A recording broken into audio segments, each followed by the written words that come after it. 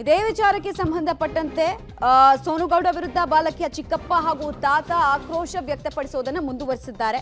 ಮಗುವನ್ನ ನಾವು ದತ್ತು ಕೊಟ್ಟೇ ಇಲ್ಲ ಅನ್ನೋದು ಅವ್ರ ಮಾತು. ಕಾನೂನು ಬಾಹಿರವಾಗಿ ರೀಲ್ಸ್ ಸ್ಟಾರ್ ಅಂತ ಏನು ಹೆಚ್ಚು ಪ್ರಸಿದ್ಧಿಯನ್ನು ಪಡ್ತಕ್ಕಂಥ ಸೋನು ಶ್ರೀನಿವಾಸ್ ಗೌಡ ಏನು ಬಂಧಿತರಾಗಿದ್ದಾರೆ. ಆ ಒಂದು ಮಗುವನ್ನು ಏನು ದತ್ತು ಪಡೆದಿದ್ದೀನಿ ಅಂತ ಹೇಳ್ತಾರೆ. ಆ ಒಂದು ಗ್ರಾಮದಲ್ಲಿ ನಾವು ಇರುವಂಥದ್ದು. ಅವರ ಏನು ಚಿಕ್ಕಪ್ಪಂದಿರು ಮತ್ತು ಅವರ ತಾತ ನಮ್ಮ ಜೊತೆ ಇದ್ದಾರೆ. ನಿಜಕ್ಕೂ ಕೂಡ ಸೋನು ಗೌಡಗೂ ಮತ್ತು ಆ ಮಗುವಿಗೆ ಹೇಗೆ ಪರಿಚಯ ಆಯಿತು, ಏನೆಲ್ಲ ಆಯಿತು, ಅವರು ನಿಜಕ್ಕೂ ದತ್ತು ಪಡೆದಿದ್ದಾರೆ, ಅದು ಕಾನೂನು ಬಾಹಿರವಾಗಿ ಪಡೆದಿದ್ದಾರೆ ಅಂತ ಈಗಾಗಲೇ ಬಂಧಿತರಾಗಿದ್ದಾರೆ.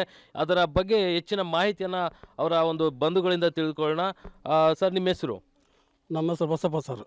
ಓಕೆ, ಈ ಮಗುಗೂ ಆ ಸೋನು ಗೌಡವ್ರಿಗೂ ಪರಿಚಯ ಎಲ್ಲಿಂದ ಆಗಿದ್ದು? ನಿಜಕ್ಕೂ ಕೂಡ ನೀವೇನು ನಿಮ್ಮ ಮೊಮ್ಮಗಳನ್ನು ದತ್ತು ಕೊಟ್ಟಿದ್ದೀರಾ?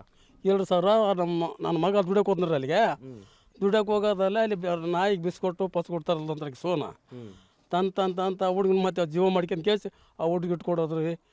ಹೆಂಗೆ ಜೀವ ಆದಂಗಲ್ಲ, ಮತ್ತು ಕಾರ್ನ ಕರ್ಕೊಂಡು ಅಡ್ಡಾಡ್ಕಲ್ದಂತ್ರಿ. ಕಾರ್ ಕಟ್ಕೊಂಡು ಮತ್ತೆ ಮನೆ ಬಿಟ್ಟು ಹೋಗ್ಬಿಡಿದ್ರಿ. ಇದರಂತೆ ಮಾಡ್ಕೊಂಡು ಪ್ರೇಮ್ ಮಾಡ್ಕೊಂಡ್ರಿ. ನಮ್ಮ ಯಾವಾಗ ಅಲ್ಲಿದ್ದು ಬಂಧುಗಳಿಗೆ ಒಂದು ತಿಂಗಳ ತಿಲ್ಗಿ ಬಂದ್ರಿ. ಈ ಹುಡುಗಿ ಅನ್ನೋದು ನನ್ನ ಮೊಮ್ಮಗಳ್ರಿ. ಅಕ್ಕ ಅಂತಾರೆ, ಭೀಮ್ ತಟ ಅಕ್ಕ ಅಂತಾರೆ. ಅವ್ರನ್ನ ಫೋನ್ ಮಾಡಿದ್ರಿ, ಏನಕ್ಕೆ ಮನ್ಸು ಒಂದು ವರ್ಷ ಅಂದ್ರೆ ಕಳಿಸ್ರ ಅನ್ನತ್ತಂದ್ರಿ. ನೋಡ್ರಿ, ನೀವು ಪ್ರೇಮ ಸಾರಿ ಸಂಗೀತ ಕಳ್ಸಂತ ಕಳ್ಸಿರಿ ಸರ್. ಅದು ಇದೇ ಪ್ರೇಮದಿಂದ ಕಳಿಸಿ ನೋಡಿ ಸರ್, ಅಂತ ಏನಿಲ್ಲ. ಓಕೆ, ಈಗ ಅವರು ಏನಾದರೂ ನಿಮಗೆ ದುಡ್ಡು